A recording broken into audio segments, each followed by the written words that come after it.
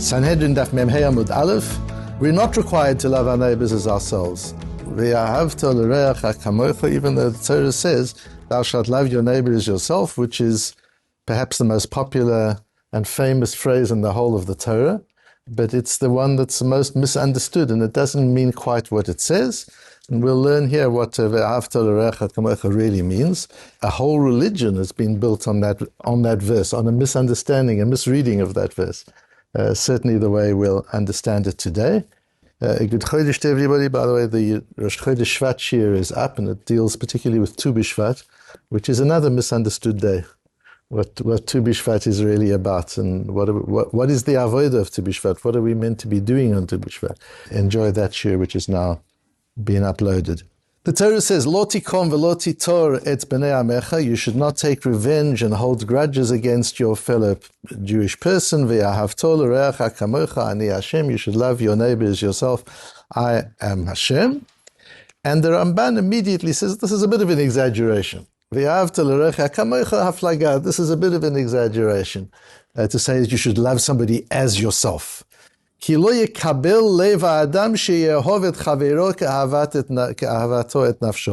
doesn't make sense that you should require the whole population, everybody, not just the occasional saint or hero, but every human being should love their neighbor as they love themselves, which would mean that you've got to give all your resources to your friend, rather. Whatever you've got, you should give away.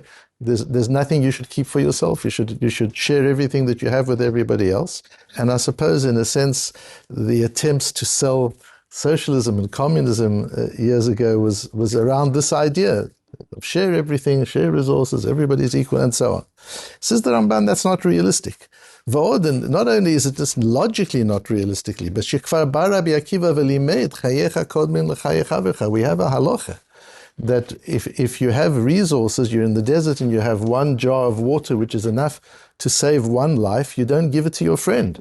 You're entitled to use it yourself. You don't have to commit suicide to save your friend. Although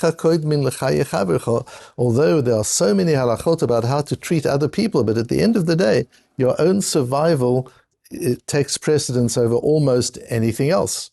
And so how can the Torah tell us that you've got to love somebody else as much as you love yourself, and you'll take this one jug of water and share it between you and your friend, and you both die because you love your neighbor as yourself? That's not correct. And the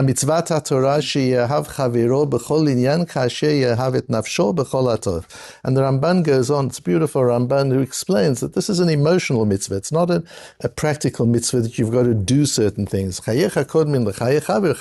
Is about what you should do if you've got this one jar of water. When it comes to action, the principle is chayecha kodmin l'chayech havecha, your survival comes first. But when it comes to feelings, you should want for your friends as much as you want for yourself. Don't limit. Don't be mean in what you want your friends and what you wish your friends well. Don't wish them well with materially, but they shouldn't be as smart as you.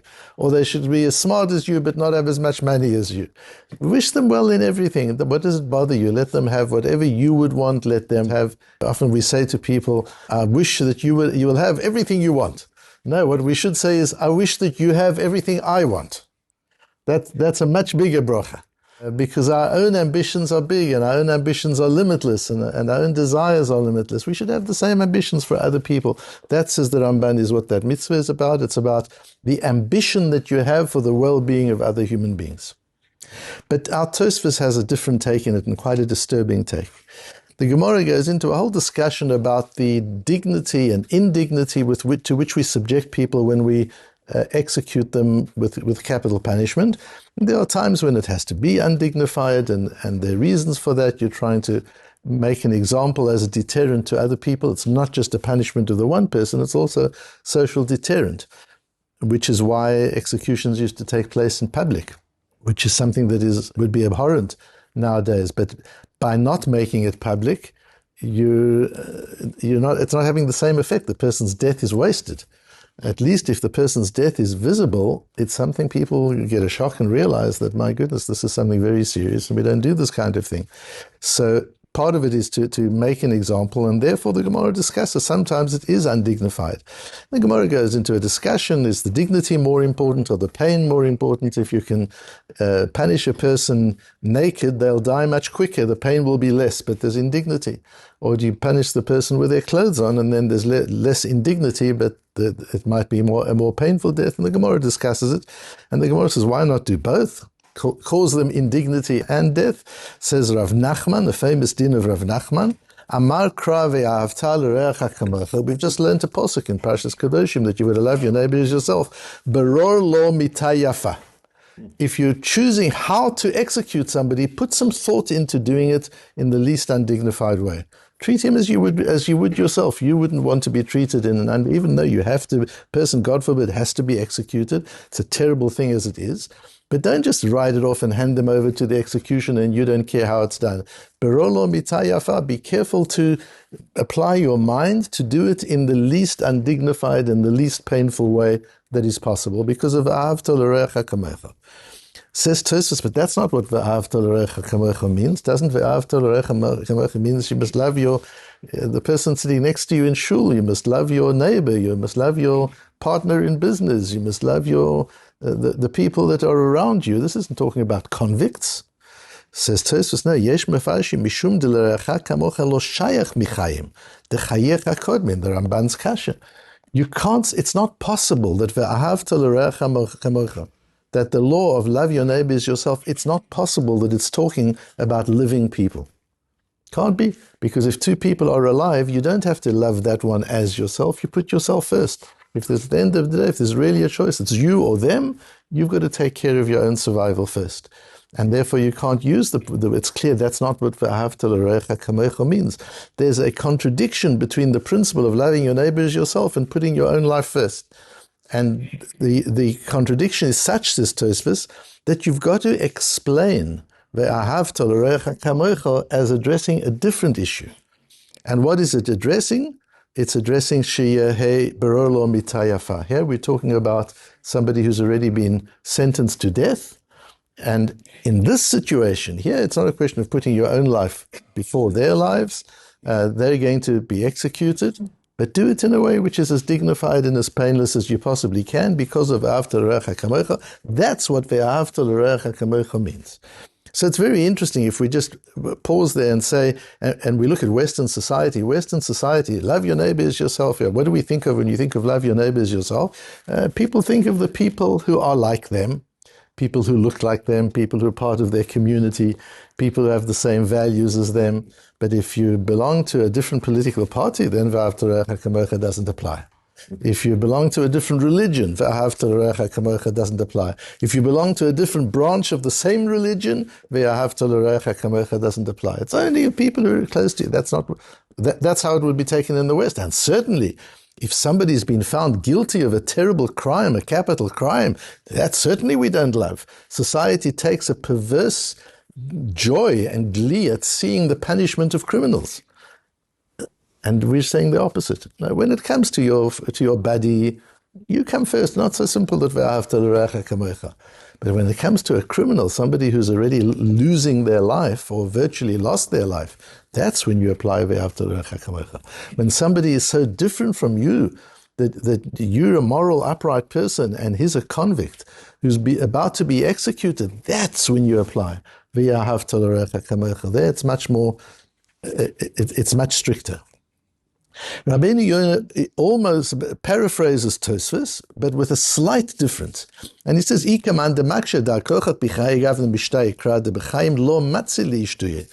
posuk of Ve'ahavta L'Recha Kamocha cannot possibly be talking about living people. Because certainly among living people, your own survival comes first. You don't love your neighbor as yourself. You love yourself more. You've got to take care of yourself. You've got to value your life. You've got to value yourself. You've got to value your own dignity. That's the beginning of everything. If you don't value your own dignity, how are you going to value somebody else's dignity? If you don't value your own life, how are you going to take care of other people? It's the degree to which you value your own life and dignity that will determine how sensitive and concerned you are about the lives and dignity of others. אלא כך הוא הפירוש ואהבת לרעך כמוך, כשם שתברור לך מיתה יפה, כך תברור לו. Just as if, God forbid, you were sentenced to death, and you were given an option as to what kind of death, you would choose the least painful and the least undignified, so do the same with your friend. And even though he's done wrong, do the same with him. And he adds Hillel's conversion of the pasuk. The Ger comes to Hillel and says, teach me the whole Torah while I'm standing on one foot. And Hillel says, oh my Lord, I'll teach you the whole Torah while you're standing on one leg. Don't do to others what you don't want done to yourself. And there's a lot of discussion always. Why doesn't he quote it as it is in the Torah? Ve'ahavta l'ra'ach k'mוך, love your neighbor as yourself. And he says, don't do to others what you don't want done to yourself. And here we see Rabbeinu Yonah, in explaining this Tosfos, uses that as well, and says the reason you've got to choose a good death, the least undignified and least painful death for this convict, is because of the principle of Hillel, don't do to others what you wouldn't done for yourself. Why doesn't Rabbeinu Yonah say, as Tosfos says, because of as the Gemara says, ואהבת לרעך כמוך? What's the twist in Rabbeinu Yonah's words? There's an absolutely magnificent work which often isn't studied that much today because it's so bulky, but it's in the bulk that is the brilliance and the wisdom. Rabbeinu Sadia Gaon wrote a Sefer HaMitzvahs. So many of the Rishonim wrote a collection of the mitzvahs. What are the 613 mitzvahs? So most of them everybody agrees on. But there are a lot of these mitzvahs where there are differences of opinions between the Rambam and the Ramban and the Sefer HaChinuch. And Rabbeinu Sadia Gaon was one of the first who actually listed the mitzvahs. And he words them in poetry. So it's very brief, very obscure, difficult to understand. Rabbi Yerucham Perlo was a Talmud of the Netziv and later of Reb Chaim Soloveitchik in Europe. Reb Menachem Kasher, who was well known in Eretz Yisrael, was a Talmud of his and persuaded him to come to Eretz Yisrael after his wife had died and he was struggling. So he came to Yerushalayim and he lived in Yerushalayim until just before the Second World War. And he wrote this work explaining the Sefer HaMitzvahs of Rabbeinu Sadia Gaon. It's a big 3-volume work explaining the Sefer HaMitzvahs. He wrote it over 40 years of his life. He wouldn't take a rabbinic position because he didn't want to be disturbed from writing this Sefer and various other things that he wrote. And 4 of those years, he didn't leave his study. For 4 of those years, he used to answer Kaddish and Kedusha through his window. He was next door a shul, and his wife would pass food in through a little gap in the door. He wouldn't put his foot out of his study for 4 years while he was writing this.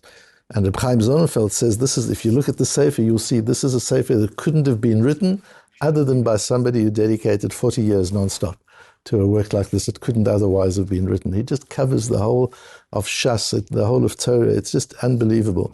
And on Mitzvah Yud Tet, which in Rabbeinu Sadia Gaon's count is Ve'ahavta l'ra'ach k'mוך, he has a very long piece. And among his writing on this particular mitzvah, he quotes this Tosfos. And he gets very upset with Tosfos and with Rabbeinu Yonah as well.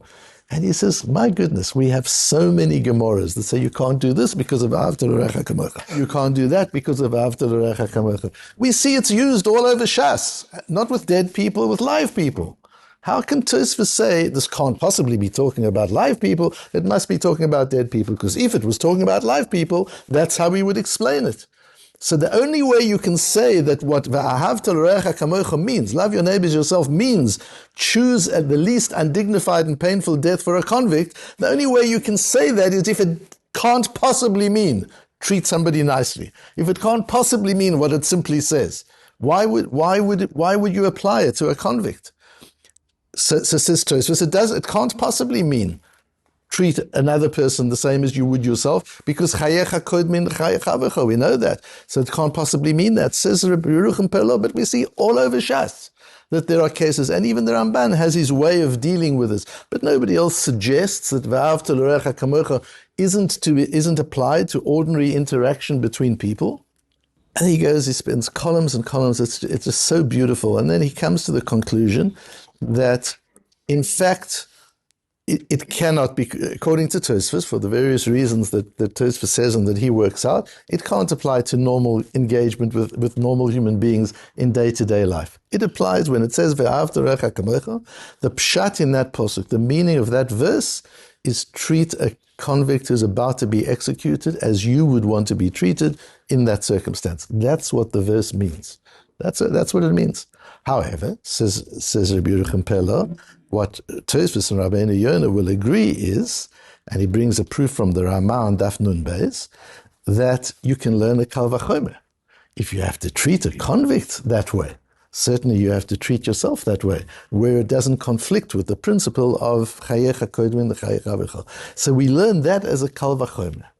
We learn that as since the Torah says treat a convict well, you can learn if even a convict who's done wrong, who's done a terrible thing, you've still, till the moment of his death, you've got to treat him with honor. How much more so you've got to treat a normal person, one of your friends and colleagues in the world, how you have to treat with honor. However, he says the following.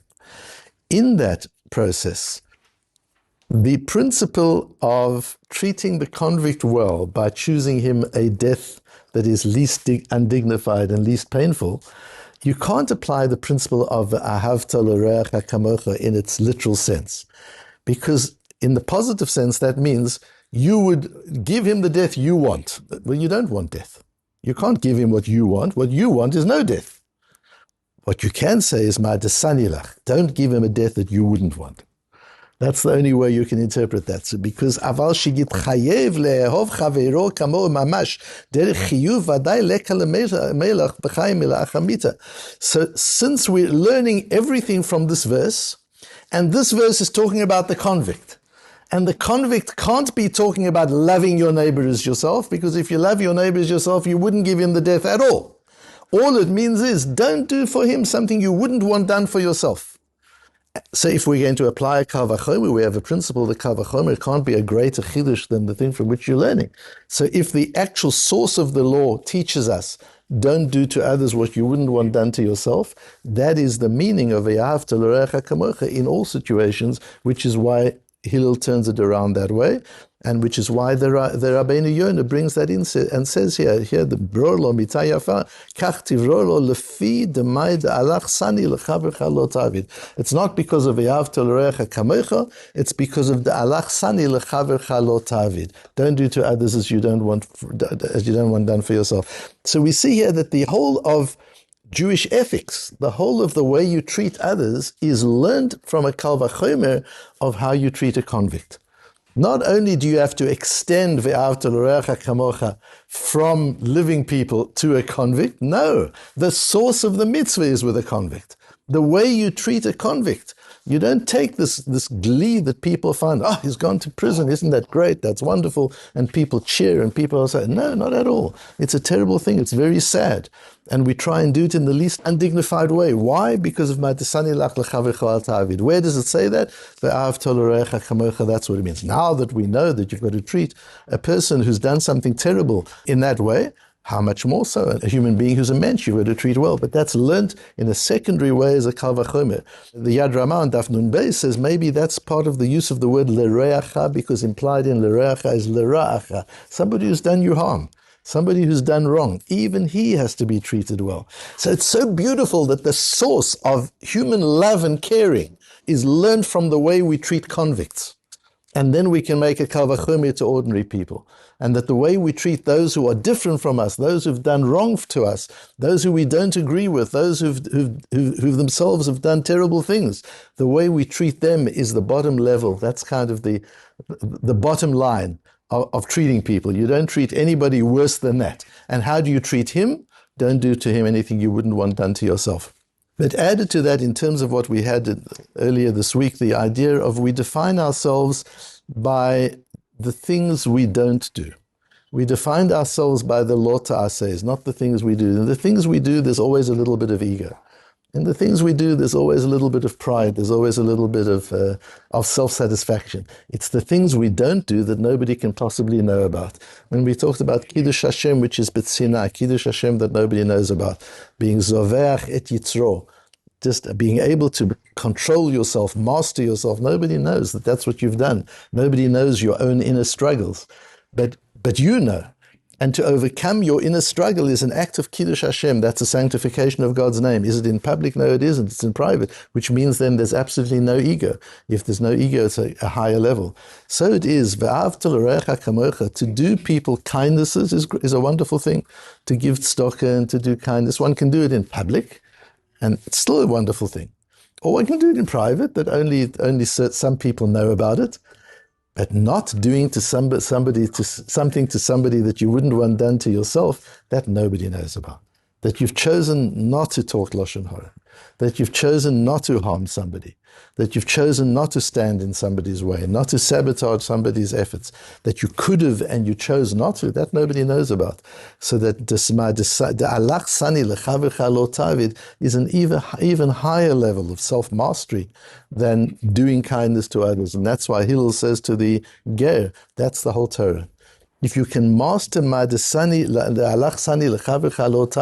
if you can master not only doing good things for others, but you can master also restraining yourself, mastering yourself, controlling yourself, that's the whole Torah. Then you'll understand the purpose of the Torah and how it brings self-refinement and the refinement of communities and civilizations.